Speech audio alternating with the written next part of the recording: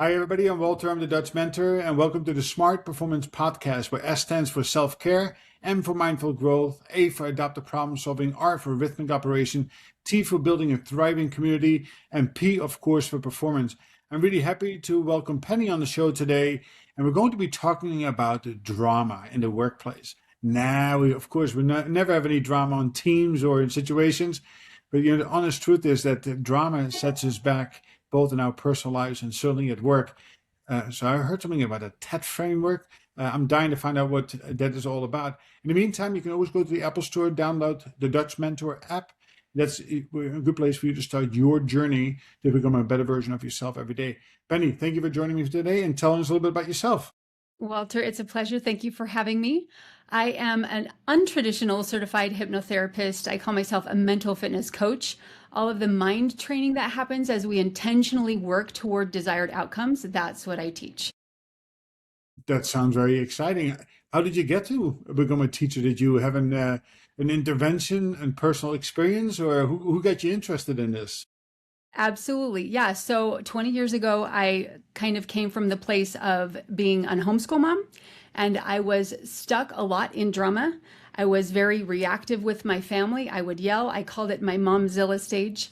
And eventually, over the last 20 years, I've learned the tools necessary to get out of that drama, not only in my home, but with my family and also with our community. So that's very interesting. I had a good conversation yesterday about neuro-linguistics. So this is kind of a great follow-up to that. And she pointed out that in the middle of our brain, somewhere we have the nitty-pitty committee, or whatever you want to call it, or that negative voice that holds us back and causes a whole lot of drama, of course. So take me on a path to where, give me a scenario, give me a situation that exists and people should be able to relate to in the current workplace or at home for that matter. Yeah, so talking about people behind their back is something that causes a lot of drama, not only at work, but at home. So Stephen Covey calls it being loyal to the people that aren't present. If you're familiar with Stephen R. Covey, he's one of my heroes. But so Yep. all of that drama that creates, like, it's the mistrust, right? I've heard you talk before on your previous podcasts about the trust that gets built. This is where trust breaks down when we talk about people behind their back. So that drama is focusing on the problem and looking at what is wrong with them. When we are in that victim or persecutor state, we look at other people as if they're doing something that's hurting us, and then that causes all the emotional breakdown. So that I refer to it's all lower brain activity, right? It's Absolutely. really being stuck in that negative brain and being very reactive by nature. So if I'm a boss of a team and I think things are not quite right, when do I recognize that the underlying cause is that overt, covert, non-compliant, that saboteur that's really ruining, ruining it for the rest of us? How can I recognize? What are some of the symptoms that you have come across that somebody need to be intuitive to? Absolutely. Yeah. So being as a corporate leader or a leader in any setting, being heart-centered and just being really aware of your people and, like you say, get into their space and talk to them and build those relationships. So when you have that connection, you're going to notice, number one, that they're going to start complaining when their brain, I have an image that I will share really quick. Just imagine you're standing on the beach. There's the sun over on the right, the clouds on the left. So if this is the background to the solution-oriented versus problem-oriented, it will help you orient and recognize where's their mind focused. So if they're complaining about the problem, they're complaining about other people, they're bringing their heaviness from home into work, whatever is happening, that victim feels powerless. So there's three roles in the TED framework: the victim that feels like they can't have what they want, the persecutor that wants to force other people to do what they want, and the rescuer that wants to fix all the problems for everyone. So those are just very simple language frameworks that we can understand. And what I love to do is to really recognize it as a personal first person. Where am I showing up? Am I trying to rescue? As a boss, it would be really easy. Let me fix this for you. Let me finish that report for you. Like, whatever. As a woman, I come from that space of wanting to fix, right? And so it can come from any of these drama roles of where that drama can come. And it becomes like a deadly dance where one feeds the other. And in order to stay in this deadly dance, we have to keep acting in these reactive ways. So what they would notice is that the complaining is what comes to mind. Yeah, thank you. So it's actually funny you say that the woman as the fixer. I think I always wasn't taught, and I probably experienced that. Men are the fixers without listening, which is of course detrimental. Yes. So Yes. it's okay to fix things, but learn to listen first. Yeah. Appreciate the person in front of you, and then offer a solution. Don't offer a solution without listening first, right? So it's really so interesting that this happens in the workplace all of the time, right? And I talk about the equation that high performance is the function between and technical skill and behavioral capacity. And what you really talked about here is the behavioral capacity of the leader needs to be exceptional to be able to have the right interventions, because if they don't, they end up doing, and that's not a solution ever, or they ignore it, and that spoils the bunch, right? That people will end up leaving you, which is a late symptom in a team. When the brightest leave a team, there's deeper troubles there. So tell me a little bit about how can we have recognized those problems. What are some of the concrete action steps that people can take to start going on that path of recovery? And by all means, dive into that TED framework. Right, absolutely. So the first step we use is the Kokoro 4 Rs. Number one is recognizing. We've done that. We recognize what the problem is. Number two is removing. What don't I like about this situation? I don't like it when this person is complaining. Well, if I'm the victim complaining about something else, what don't I like about their behavior? If I feel powerless to change it, then what can I do? So removing. The third R is replacing. What do I want to experience instead? And that fourth R is reimagining. So before we approach that conversation and we get into the space of action, imagining and using your visualization powers is the most powerful thing you can do, because it sets that emotional state in your heart. How do I want to show up in this situation? How do I want it to be different? So I removed what I don't want and I visualize what I do want. And that really helps create those pathways in your brain where you're showing up. This is who I want to be as a leader, and this is how I'm going to show up in this conversation. So I think showing up is critically important, right? If you come in with a negative mind, good luck. So getting people to do this for themselves when they don't think they are wrong. How would you address that? How would you get them to buy into it, that they need to go on a path of recovery and look and reframe things? Right. Yeah. So it's an invitation. When you come from a place of empowering. So for example, on the opposite side, the drama roles we've already talked about. The empowerment roles are a creator, a challenger, and a coach. So you ask yourself, how am I seeing this person? Am I seeing them as incapable? Am I seeing them as causing the problem? So that first clarifies, how am I seeing them and how am I relating to them? If I'm seeing them as a creator, that they are capable, that they have needs and desires and all of the human things that make all of us up.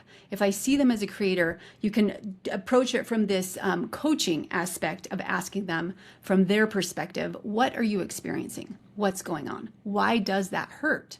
Why is this causing you a problem? So it's a matter of sitting with them. I call it in the dark room. Sit in the dark room with them. And what are they experiencing that they don't like? And help them to shift. Because they probably, unless they're like really, really enjoying their darkness, I believe that nobody really wants to stay there. They want to be able to experience joy.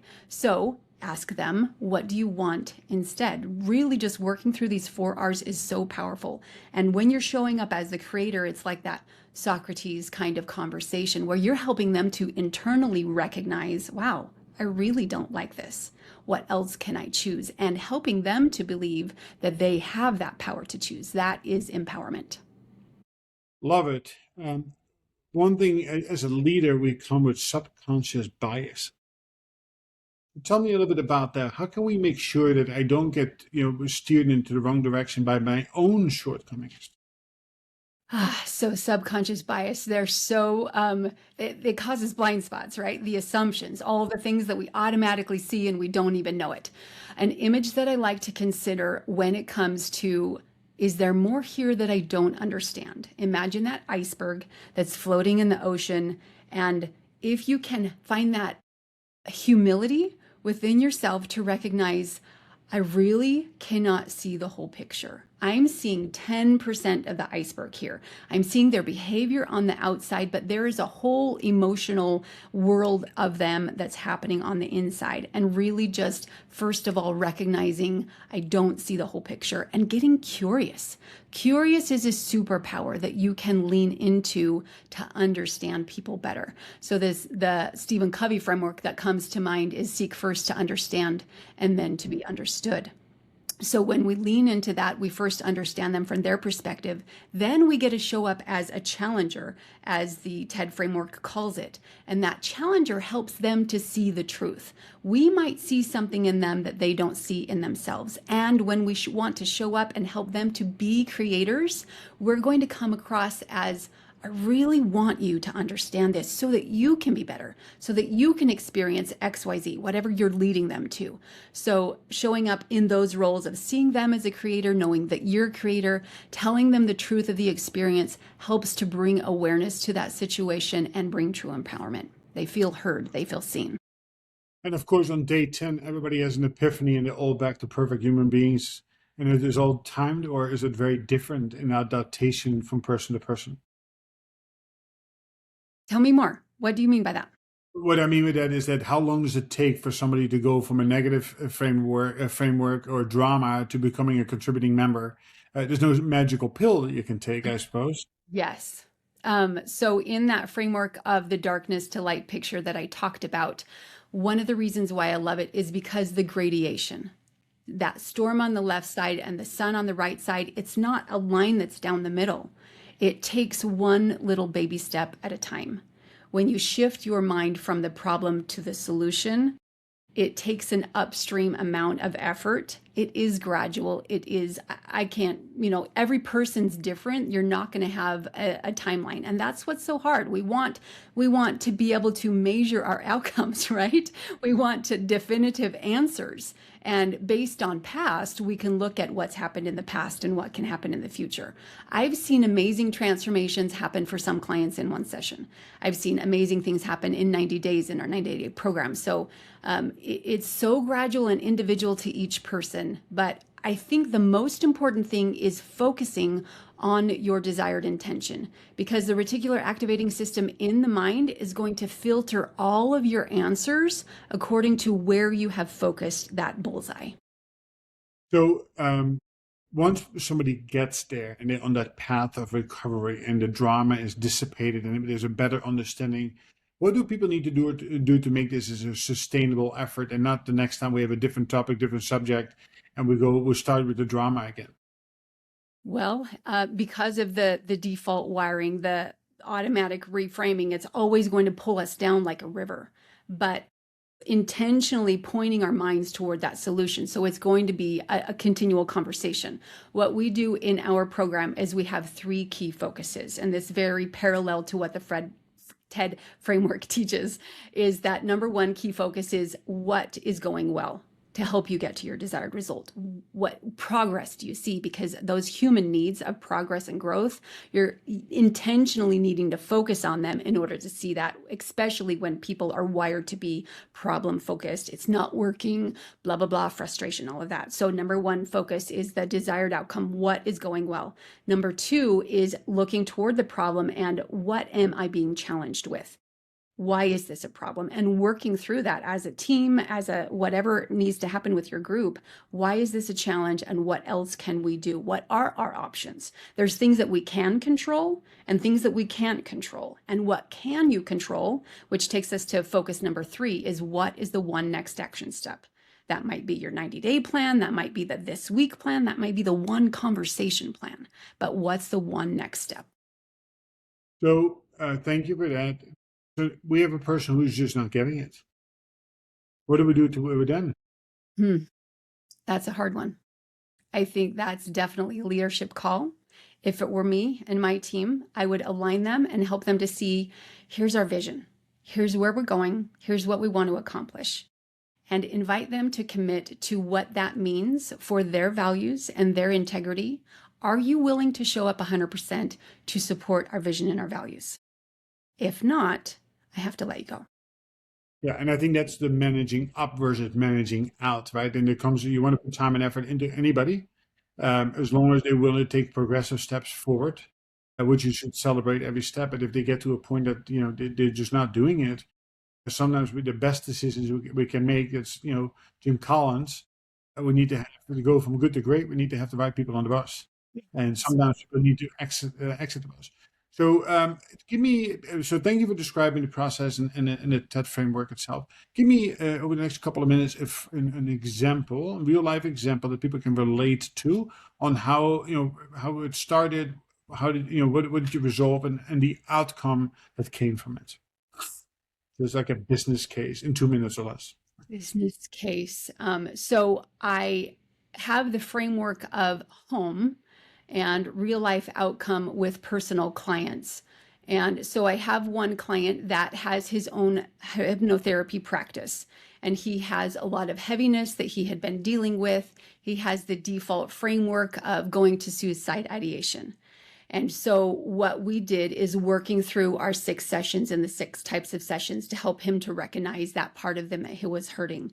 And so this applies to corporate space because that individual person having that personal victory in your own heart leads to victory in your home and victory then in your work. And when you recognize the personal struggles of the individual, it then becomes that relationship builder, the conversation. So the struggle that he was dealing with was these suicide ideation thoughts. And when we worked through the framework, I just had an interview with him this week, he was able to recognize his bounce back time. He had a friend pass away. He was building a house, all of these heavy, hard things causing all this stress. His normal default was to spiral for weeks and months into that what the mind is focused on, the problem. Now he's bouncing back in days and hours because he recognizes literally, where can I point my mind? These images, emotions, and beliefs are the things that program the mind. And you can change what you think. You can change what you feel the more that you feel that and believe that. So what he experienced afterwards is that being able to see growth in his business. He knows that when he approaches sales, for example, when he pushes and he tries to get his clients to buy now, buy today, create the urgency in the wellness world, that really doesn't work, right? So he's like, yeah.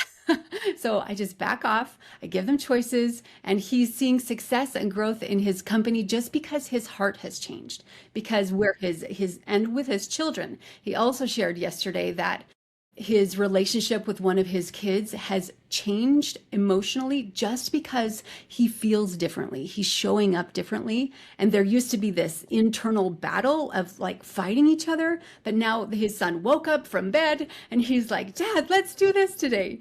And so just the way that your emotional state is when you walk into that boardroom and you have that anxious emotional state, everybody feels it. Versus when you have this calm, regulation, you're emotionally regulated, your power, you meditated in the morning, you visualized what it was going to look like as you walked into that boardroom, and you're showing up as the person that you want to be. So that's really the transformation that's possible. Excellent. A really good example. And thank you for sharing that. Where can we find you? We are at Kokoro Creators. That's KOKORO creators.com. We have YouTubes, we have meditations on. I'm on LinkedIn, Instagram, and Facebook. And I'm doing a physical event. If you're in the Utah area, it's going to be awesome, conquering fear through movement. Thank you very much for sharing that. Give me a parting thought, something deep that people can, chew on a little bit. I love helping people recognize that the power is inside of them. I came from a place of feeling powerless, feeling that I couldn't do it. But the more that you can claim your power, you are the one that gets to decide, I can do this.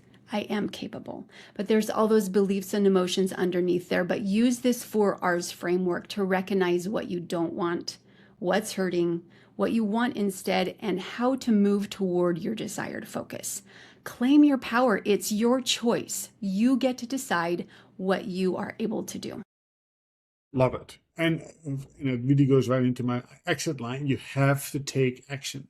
You can't just sit here, listen to it, because I promise you by tomorrow morning, you've forgotten 95% of the things we just talked about.